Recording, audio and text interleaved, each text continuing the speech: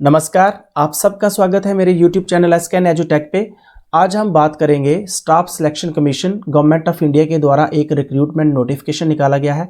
क्या है ये नोटिफिकेशन, कौन कौन सी पोस्ट निकल के आई हैं, क्या उसमें एज लिमिट क्या है, क्वालिफिकेशन क्या है, हम इन पोस्ट के लिए अप्लाई कैसे कर सकते हैं, फ़ी का क्या क्राइटेरिया है, कौन कौन इसके लिए एप्लीकेबल है, पूरी डिटेल में हम इस वीडियो में बात करेंगे।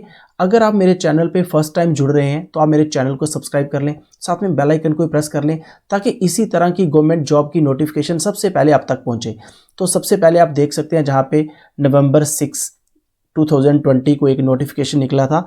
आप देखिए जहाँ पे notice of examination for combined higher secondary 10+2 level examination. तो अगर हम इसके ऊपर क्लिक करेंगे, जैसे हम क्लिक करेंगे हमारे सामने एक एडवर्टीज नोटिफिकेशन आ जाएगा। चलिए हम इसको जल्दी से देख लेते हैं। इस नोटिफिकेशन में एसएससी ने क्या क्या कहा गया है आप देख सकते हैं। जहाँ पे नोटिस लिखा हुआ है, आप जहाँ पे देख सकते हैं date for submission of online application, जो इसकी डेट है वो जो स्टार्ट हो चुकी है 6 नवंबर 2020 से स्टार्ट हो गई है और इसकी लास्ट डेट जो है वो 15 दिसंबर 2020 है। तो उसके बाद बाकी डेटें भी दी गई हैं, आपने चालान कब कब कटाना है, क्या क्या है, पूरा प्रोसेस इसमें दिया गया है। आप इसको पढ़ भी सकते हैं, मैं अपने वीडियो की डिस्क्रिप्शन में इसका लिंक दे दूंगा, आप इस नोटिफिकेशन को वहां से भी डाउनलोड कर सकते हैं। चलिए जल्दी से देख लेते हैं इस नोटिफिकेशन में क्या क्या कहा गया है। आप जहां पे देख सकते हैं इस नोटिफिकेशन में क्या कहा गया है, the staff selection commission will hold a competitive examination for the recruitment to the post of lower divisional clerk. ये जो पोस्ट हैं वो लोअर डिविजनल क्लर्क की निकल के आई हैं, इसके साथ साथ पोस्टल असिस्टेंट की आई हैं, सॉर्टिंग असिस्टेंट की आई हैं और इसके साथ साथ डाटा एंट्री ऑपरेटर की भी पोस्ट आई हैं, जो कि वेरियस डिपार्टमेंट में इनकी जो पोस्टें हैं वो निकल के आई हुई हैं। अब हम देखेंगे कि जैसे कि आप देख सकते हैं पे स्केल, अगर आप लोअर डिवीज़न क्लर्क जिसको हम LDC भी बोलते हैं, अगर उसके पे स्केल की बात करें तो जहाँ पे 19,900 टू 63,200 इनका पे स्केल रहने वाला है। उसके बाद अगर हम पोस्टल असिस्टेंट के लिए अप्लाई करते हैं PA के लिए, तो उसके लिए जो हमारा पे स्केल रहेगा लेवल 4 में तो 25,500 टू 81,100 है। और इसी प्रकार अगर हम डाटा एंट्री ऑपरेटर के लिए अप्लाई करते हैं तो उसमें जो पे लेवल है वो 4 है। तो इनकी जो पे लेवल है वो अलग अलग है। एक का लेवल जो है वो 25,500 से लेके 81,100 तक है और एक लेवल 5 लेवल की भी है, जिसमें जो है हमारी जो सैलरी होगी वो 29,200 से लेके 92,300 तक होगी। तो ये बात हो गई हमारी पे स्केल की। हम वैकेंसीज़ की बात करें, अभी SSC ने जो वैकेंसीज़ हैं उनको डिस्क्लोज़ नहीं किया है और उनका कहना है कि बाद में कैंडिडेट कॉर्नर में वैकेंसीज़ बड़ी जल्दी अपडेट कर दी जाएंगी। तो उसके बाद अगर हम रिजर्वेशन की बात करें, जो भी SSC के द्वारा जो क्राइटेरिया सेट किया गया है उसके तहत SC, ST, OBC, economical weaker section, चाहे वो एक्स सर्विसमैन है, सभी को, चाहे वो पर्सन विद डिसेबिलिटी है, सबको जो भी क्राइटेरिया है उस क्राइटेरिया के तहत उनको रिजर्वेशन भी मिलेगी। इस टेबल में देख लेते हैं। अगर आप अपना फॉर्म फिल करने जा रहे हैं तो जहाँ पे आप देख सकते हैं, अगर आप ब्लाइंडनेस और लो विज़न, अगर आपके अंदर कोई डिसेबिलिटी है तो आपके लिए जो आप अपनी रजिस्ट्रेशन करोगे, फॉर्म फिल करोगे, आपके लिए जो कोड रहेगा वो VH रहेगा। इसी प्रकार deaf and hard of hearing, अगर आपको सुनने में कोई प्रॉब्लम है तो आपके लिए जो कैटेगरी रहेगी वो जहाँ पे HH रहेगी। अगर आपको इस तरह की कोई डिसेबिलिटी है तो आपने जहाँ से देख लेना है, जो भी डिसेबिलिटी आपके लिए एप्लीकेबल होगी आपने उसका कोड जहाँ से नोट कर लेना है और वही कोड आपने अपना, जब आप अपनी रजिस्ट्रेशन करोगे तब आपने वहाँ पे फिल करना है। मैं वो भी प्रोसेस आपको पूरा बताऊंगा, बस आप वीडियो को एंड तक देखते रहो, मैं पूरा प्रोसेस आपको बताने के बाद हम जहाँ पे आगे बात करेंगे कि यहाँ पे जो एज लिमिट है वो क्या रहने वाली है इन पोस्ट के लिए। आप देख सकते हैं एज लिमिट में, age limit for the post is 18 to 27। तो जो आपकी एज लिमिट जहाँ पे रहने वाली है वो 18 साल से लेके 27 साल के बीच में आपकी एज होनी चाहिए। आपकी जो एज है वो 1 जनवरी 2021 जो कैंडिडेट की एज है तब तक आपकी 1 जनवरी 2021 को, जो अगर आप अपनी डेट ऑफ बर्थ निकाल के अपनी एज निकालते हो तो आप उसके बीच में 18 से 27 के बीच में आपकी एज होनी चाहिए। कैंडिडेट बॉर्न नॉट बिफोर, कोई भी कैंडिडेट अगर वो उसका जन्म 2 Jan 1994 से पहले का है, जहाँ की 1 Jan 2003 के बाद का है, तो वो कैंडिडेट इन पोस्ट के लिए एप्लीकेबल नहीं होंगे। उसके बाद जहाँ पे जो एज की रिलैक्सेशन दी गई है वो भी हम बात कर लेंगे, जहाँ पे अगर आप SC या ST कैटेगरी से बिलोंग करते हो तो आपको 5 ईयर की यहाँ पे एज रिलैक्सेशन दी गई है। अगर आप अदर बैकवर्ड क्लासेस से हो तो 3 ईयर की जहाँ पे आपको रिलैक्सेशन दी जाएगी। अगर आप पर्सन विद डिसेबिलिटी हो तो 10 ईयर की है। इसी प्रकार अगर आप पर्सन विद डिसेबिलिटी हो और उसके साथ OBC भी हो तो आपको 13 ईयर की, 13 साल की। इसी प्रकार आप देख सकते हो एक्स सर्विसमैन, तो यहाँ पे 3 साल की एज रिलैक्सेशन है। इस प्रकार से आप देख सकते हैं जहाँ पे एज रिलैक्सेशन भी दी गई है, आप ध्यान से इनको भी देख सकते हैं।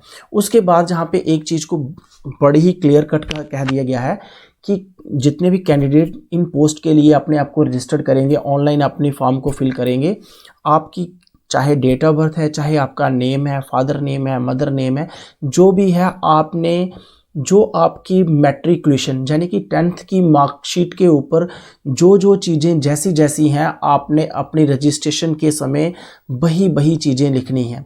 चलिए अब हम क्वालिफ़िकेशन की बात कर लेते हैं, जहाँ पे बताया गया है 9th पैरा में essential education qualification age on 1 Jan 2021। अगर आप LDC, JSA, postal account, SA, DEO, except DEO in C&AG, अगर आप डाटा एंट्री ऑपरेटर जो कि ग्रेड A लेवल की पोस्ट को छोड़कर किसी भी पोस्ट के लिए अप्लाई कर रहे हैं तो आपकी जो क्वालिफिकेशन है वो 10+2 होनी चाहिए, या उसके इक्विवेलेंट आपने किसी भी रिकॉग्नाइज्ड बोर्ड से आपका कोई भी आपके पास सर्टिफिकेट होना चाहिए। अगर आप डाटा एंट्री ऑपरेटर जो कि ग्रेड A लेवल की पोस्ट है, अगर उसके लिए आप अप्लाई करना चाहते हैं तो आपकी 10+2 ही होनी चाहिए, बट उसके लिए कंपलसरी है आप जो भी 10+2 साइंस स्ट्रीम में होनी चाहिए, science stream with mathematics as a subject from a recognised board or equivalent. इसलिए अगर आप data entry operator DEO grade A के लिए अप्लाई करना चाहते हैं तब आपके जो स्ट्रीम होनी चाहिए वो साइंस स्ट्रीम यानी कि आपने नॉन मेडिकल होना चाहिए। अदरवाइज आपकी कोई भी पोस्ट के लिए आप अप्लाई कर रहे हैं तो आपकी सिंपल 10+2 होनी चाहिए, जो कि किसी भी रिकॉग्नाइज्ड बोर्ड के द्वारा आपने की हो, चाहे यूनिवर्सिटी से की हो, तो उसमें कोई भी साइंस सब्जेक्ट की जरूरत नहीं है। अब जान लेते हैं हम इन पोस्ट के लिए अप्लाई कैसे करना है। सबसे पहले हमें अप्लाई करने के लिए हमें ssc.nic.in ऑफिशियल वेबसाइट पे आना होगा। जैसे हम ऑफिशियल वेबसाइट को ओपन कर लेंगे उसके बाद कुछ इंस्ट्रक्शंस हमें अपनी रजिस्ट्रेशन करने से पहले दी गई हैं। हमारा हम अपना जो कलर फोटोग्राफ अपलोड करेंगे उसका जो साइज़ है वो 20 KB से लेके 50 KB के बीच का होना चाहिए। फ़ोटोग्राफ जो भी हम वहाँ पे अपलोड करेंगे वो 3 महीने से पुराना नहीं होना चाहिए। हमने जिस फ़ोटो को क्लिक करवाया है उसकी चेस्ट के ऊपर वो डेट मेंशन होनी चाहिए जिस डेट को हमने उस फ़ोटो को क्लिक करवाया था। अगर हम टोपी पहनते हैं या चश्मा पहनते हैं तो हमें अपने फ़ोटोग्राफ को क्लिक करवाते वक्त अपनी कैप या अपने चश्मे को खोल लेना है। तो ये सारी चीज़ें बताई गई हैं। अदरवाइज़ अगर इनमें से कोई भी आप कंडीशन को फुलफ़िल नहीं करोगे आपके फॉर्म को रिजेक्ट कर दिया जा सकता है। फ़ी की बात करें तो जहाँ पे 100 रुपीज़ फ़ी होगी। अगर आप एक वुमेन हो, candidates belonging to the schedule caste, अगर आप शेड्यूल कास्ट से बिलोंग करते हो, शेड्यूल ट्राइब से बिलोंग करते हो, पर्सन विद डिसेबिलिटी हो, एक्स सर्विसमैन हो, तो आपकी जो फ़ी है वो एग्जेम्प्ट है। आपका फ्री ऑफ कास्ट आप इन पोस्ट के लिए अप्लाई कर सकते हैं। और अब बात करेंगे कि अगर हम ऑनलाइन फ़ी पे करनी है तो कौन से मोड से कर सकते हैं। आप भीम, UPI, net banking, credit card, RuPay credit card, debit card, SBI branch में जाके आप चालान के थ्रू भी अपनी जो पेमेंट है 100 रुपये की बुक कर सकते हैं। बात करेंगे कि कहाँ पे हम एग्जामिनेशन दे सकते हैं, तो जहाँ पे थ्रू आउट इंडिया इसके एग्ज़ाम होंगे। तो जैसे कि हम जम्मू एंड कश्मीर से बिलोंग करते हैं, हम जहाँ पे देखेंगे कि जम्मू कश्मीर में हम जो हमारे सेंटर होंगे वो कहाँ बन सकते हैं। जहाँ पे 7 नंबर पे चंडीगढ़ के लिए आपने जो एग्जामिनेशन सेंटर कोड है वो 1601। इसी तरह से अगर आप जम्मू से बिलोंग करते हो तो अगर आप जम्मू में अपना एग्जामिनेशन देना चाहते हो तो हमारा जो कोड रहेगा वो 1004 रहेगा। सांबा के लिए 1010 रहेगा, श्रीनगर के लिए 1007, लेह के लिए 1005। इसी प्रकार अगर आप अमृतसर में देना चाहते हैं तो 1404, जालंधर में देना चाहते हैं तो जो वहाँ पे 1402, लुधियाना के लिए कंफर्ट के हिसाब से आपने जहाँ पे सेंटर को चूज़ कर सकते हो, उसका जहाँ से कोड नोट कर सकते हो। इसके बाद इस नोटिफिकेशन में बहुत सारे सर्टिफिकेट दिए गए हैं, जैसे कि एज रिलैक्सेशन के लिए कैसा सर्टिफिकेट बनाना है, वो सभी सैंपल इस नोटिफिकेशन के अंदर हैं।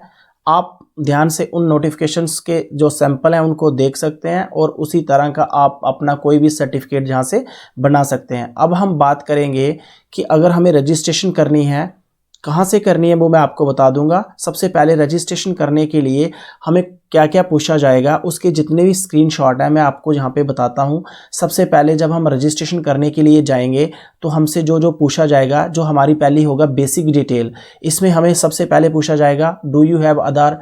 अगर आपका आधार है तो आप येस पे क्लिक करेंगे, अदरवाइज नो पे क्लिक करेंगे।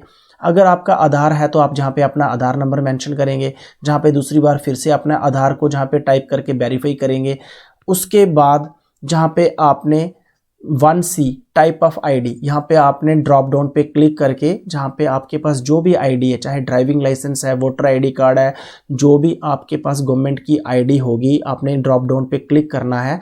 जो भी आईडी होगी उसको आपने सेलेक्ट करना है, उस आईडी का जहाँ पे नंबर लिखना है और उस नंबर को फिर से आपने यहाँ पे रिवाइज करना है। और उसके बाद आईडी के ऊपर जो आपका नेम है, जैसे कि मैंने आपको पहले से ही बताया, आपने नेम जहाँ पे वही लिखना है जो आपकी 10th की मार्कशीट यानी कि मैट्रिकुलेशन का जो सर्टिफिकेट है उसके ऊपर जो आपका नाम है वही आपने जहाँ पे लिखना है। उसके बाद दूसरे नंबर पे फिर से अपने नेम को आपने वेरीफाई करना है। वेरीफाई करने के बाद आपसे पूछा जाएगा कि आपने कभी अपने नेम को चेंज किया या नहीं किया, यस और नो में आपने आंसर देना है।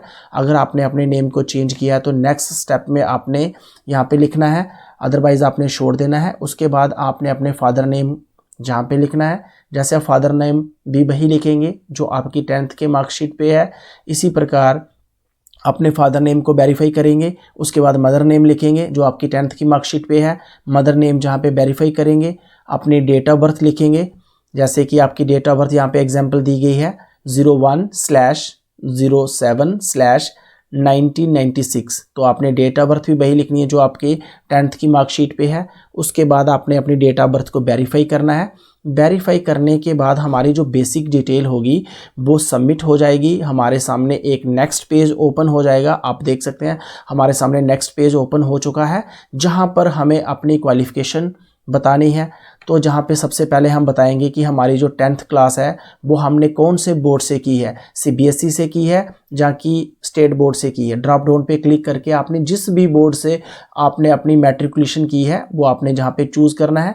जहाँ पे आपने वेरीफाई एजुकेशन बोर्ड आपने यहाँ पे लिखने के बाद वेरीफाई एजुकेशन बोर्ड को दोबारा से वेरीफाई करना है। उसके बाद आपने 10th में जो आपका रोल नंबर था वो आपने जहाँ पे टाइप करना है। रोल नंबर टाइप करने के बाद जहाँ पे आप अपने रोल नंबर को फिर से वेरीफाई करेंगे, जहाँ पे आप ईयर ऑफ पासिंग लिखेंगे, आपने कौन से ईयर में अपनी 10th क्लियर की, फिर आपने उस ईयर को फिर से वेरीफाई करेंगे। जहाँ पे आप अपने जेंडर को सिलेक्ट करेंगे, फिर आपने अपने जेंडर को वेरीफाई करना है। उसके बाद आप उसके नीचे आएंगे तो लेवल ऑफ एजुकेशन क्वालिफिकेशन, अगर आप हाईएस्ट क्वालिफिकेशन आपकी 10+2 है तो ड्रॉप डाउन पे आप क्लिक करके 10+2 लिखेंगे। अगर आपकी ग्रेजुएशन है तो ग्रेजुएशन लिखेंगे। उसके बाद फिर आपने अपना 10 डिजिट का मोबाइल नंबर लिखना है, अपने नंबर को फिर से वेरीफाई करना है। फिर आपने अपनी ईमेल टाइप करनी है, उसके बाद अपनी ईमेल को भी वेरीफाई करना है। वेरीफाई करने के बाद नीचे आप देख सकते हैं जहाँ पे सेव का ऑप्शन है, आपने सेव पे क्लिक करके नेक्स्ट पे क्लिक कर देना है। जैसे आप नेक्स्ट पे क्लिक करेंगे हमारे सामने एक नेक्स्ट पेज ओपन हो जाएगा। जैसे कि आप देख सकते हैं हमारे सामने नेक्स्ट पेज आ जाएगा जो कि एनेक्सर 3rd A है, जहाँ पे बताया गया है कि आपकी जो बेसिक डिटेल है वो हो गई है, जहाँ पे आपका एडिशनल एंड कॉन्टैक्ट डिटेल भी हो गई है। डिक्लेरेशन अभी हमने करनी है, तो जहाँ पे जो एडिशनल एंड कॉन्टैक्ट डिटेल है, जहाँ पे सबसे पहले आपने थोड़ा सा बड़ा करके आपको दिखाता हूँ, जहाँ पे सबसे पहले आपने अपनी कैटेगरी को चूज़ करना है। फिर अपनी कैटेगरी को जहाँ पे सेलेक्ट करना है, दोबारा से वेरीफाई करना है, जहाँ से आप अपनी नेशनलिटी को चूज़ करेंगे ड्रॉप डाउन पे क्लिक करके। आइडेंटिफिकेशन मार्क, आपके चेहरे के ऊपर कोई अगर आइडेंटिफिकेशन मार्क है तो वो आपने यहाँ पे लिखना है। उसके बाद जहाँ पे पूछा गया कि आप अगर एक डिसेबल हो तो यस और नो में आपने क्लिक करना है। किस प्रकार की डिसेबिलिटी है आपने यहाँ से चूज़ कर लेना है। चूज़ करने के बाद नीचे आएंगे तो डिसेबिलिटी जो सर्टिफिकेट है उस नंबर को जहाँ पे लिखना है। लिखने के बाद जहाँ पे आपने अपना परमानेंट एड्रेस लिखना है, जहाँ से आप अपनी स्टेट या यूटी को चूज़ करेंगे, जहाँ से आप अपनी डिस्ट्रिक्ट को चूज़ करेंगे, पिन कोड। इसी प्रकार आपने अपना present address, state, UT, district, pin code और contact detail for other nationals. तो आपने यहाँ से फिर आपने क्या करना है, दोबारा से सेव पे क्लिक करके नेक्स्ट पे क्लिक कर देना है। जैसे आप नेक्स्ट पे क्लिक करेंगे हमारे सामने एक नेक्स्ट पेज ओपन हो जाएगा। आप देख सकते हैं हमारे सामने एक नेक्स्ट पेज ओपन हो चुका है जहाँ पर हमें डिक्लेरेशन देनी होगी। तो डिक्लेरेशन देने के लिए आपने जहाँ पे इस बॉक्स में टिक लगाना है, आई एग्री। एग्री करने के बाद आपने अपने फॉर्म को ध्यान से चेक कर लेना है। चेक करने के बाद आपने फाइनल सबमिट पे क्लिक कर देना है। जैसे आप फाइनल सबमिट पे क्लिक करेंगे हमारा जो रजिस्ट्रेशन का प्रोसेस होगा वो क्या हो जाएगा, वो कंप्लीट हो जाएगा। इसका मतलब हमने जो फर्स्ट स्टेप था वो हमने कंप्लीट कर लिया है। अब फर्स्ट स्टेप कंप्लीट करने के बाद अब हमें उन पोस्ट के लिए अप्लाई कैसे करना है। हम रजिस्ट्रेशन कर चुके हैं। रजिस्ट्रेशन करने के बाद अब हम उन पोस्ट के लिए अप्लाई करने के लिए हमारे सामने इस तरह का एक एप्लीकेशन जो पेज होगा वो ओपन हो जाएगा। जहाँ पे कैंडिडेट अपना नेम लिखेगा, जहाँ पे अपने फादर का नेम लिखेगा, जहाँ पे मदर का नेम आपने लिखना है, जहाँ पे कैंडिडेट अपनी डेट ऑफ बर्थ लिखेगा। डेट ऑफ बर्थ लिखने के बाद उसकी जो एज होगी वो ऑटोमेटिक जहाँ पे निकल के आ जाएगी। उस कैंडिडेट ने अपना जेंडर, जहाँ पे अपनी कैटेगरी, और जहाँ पे अगर डिसेबल है नो, क्योंकि जो चीज़ हमने ऑलरेडी रजिस्ट्रेशन में की हुई है ये ऑलरेडी वही फॉर्म जो फील्ड फॉर्म होगा वो हमारे सामने आ जाएगा। उसके बाद हमें सारी चीज़ों को चेक करते जाना है जो चीज़ें हमने रजिस्ट्रेशन में फिल की हैं। उसके बाद जहाँ पे आपने अपना प्रेफरेंस ऑफ एग्जामिनेशन सेंटर, आपने जहाँ पे ड्रॉप डाउन पे क्लिक करके अपने जो एग्जामिनेशन सेंटर जहाँ पे आप अपने कंफर्ट के हिसाब से एग्ज़ाम दे सकते हैं, आपने जहाँ पे first choice, second choice, third choice वही देनी है जहाँ पे आप एग्ज़ाम कंफर्टेबली दे सकते हैं। उसके बाद अगर हम नीचे आएंगे उसके बाद हमारे सामने ये सारा प्रोसेस होने के बाद जहाँ पे आप अपना मीडियम चूज़ करेंगे कि आप कौन सी लैंग्वेज में अपने एग्जामिनेशन को देना चाहते हैं, जहाँ पे अपने मीडियम को यहाँ पे ड्रॉप डाउन से सिलेक्ट करेंगे। उसके बाद यहाँ पे दिया गया है whether 10+2 standard pass in science stream. अगर आपने साइंस स्ट्रीम में पास की है तो यस करेंगे, अगर आपने आर्ट्स स्ट्रीम में की है तो नो कर देंगे। इसके बाद आपने अपनी कैटेगरी को चूज़ करना है कि एक्स सर्विसमैन है या नहीं है।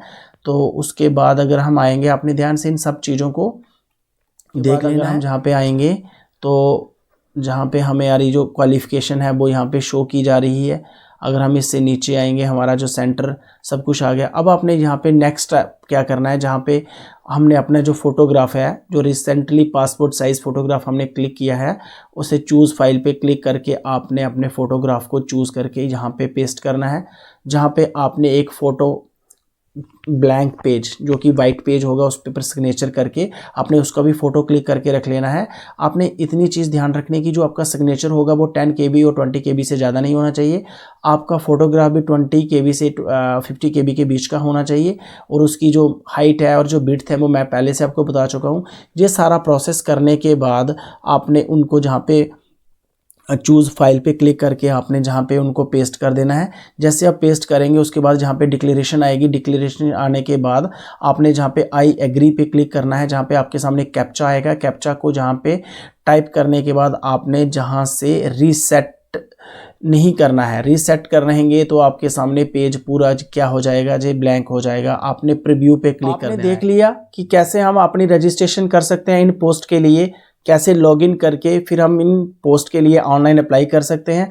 चलिए मैं आपको जहाँ से बता देता हूँ। जैसे कि अगर आप फर्स्ट टाइम जहाँ पे रजिस्ट्रेशन करेंगे तो आपके सामने इस तरह का, जब आप ssc.nic.in की वेबसाइट को ओपन करेंगे इस तरह से हमारे सामने जो होम पेज है वो ओपन हो जाएगा। जहाँ पे सबसे पहले आपने रजिस्टर नाउ पे क्लिक कर देना है। बाकी मैंने जितना भी प्रोसेस आपको बताया, जैसे कि यहाँ पे बेसिक डिटेल आ गई है, फिर एडिशनल डिटेल आएगी, फिर फ़ोटो एंड सिग्नेचर हमें अपलोड करके हम इन पोस्ट के लिए अपने आप को रजिस्टर्ड कर सकते हैं। रजिस्टर्ड करने के बाद हमें 100 रुपये की पेमेंट करनी होगी, जो कि हम इसी सिस्टम के तहत किसी भी मेथड से, चाहे हम अपने ATM से, क्रेडिट कार्ड से, तो पेमेंट कर सकते हैं। पेमेंट करने के बाद हमारा जो भी प्रोसेस होगा वो कंप्लीट हो जाएगा। उसके बाद कुछ दिनों के बाद हम अपने एडमिट कार्ड को भी डाउनलोड कर सकते हैं और आपकी जो एग्जामिनेशन की डेट है वो जहाँ पे बोर्ड ने पहले से ही बता दिया गया है कि आपकी जो एग्जामिनेशन डेट होगी वो आपके जो एग्ज़ाम होंगे वो अप्रैल में होंगे, तो आप उस नोटिफिकेशन में पढ़ भी सकते हैं। आई होप आपको सब कुछ अच्छे से समझ आ गया है। अगर अभी भी आपको रजिस्ट्रेशन करने में, ऑनलाइन अप्लाई करने में कहीं पे भी कोई दिक्कत आ रही है, आप मुझे कमेंट करके बताएं, मैं ज़रूर आपकी इसके ऊपर हेल्प करूंगा।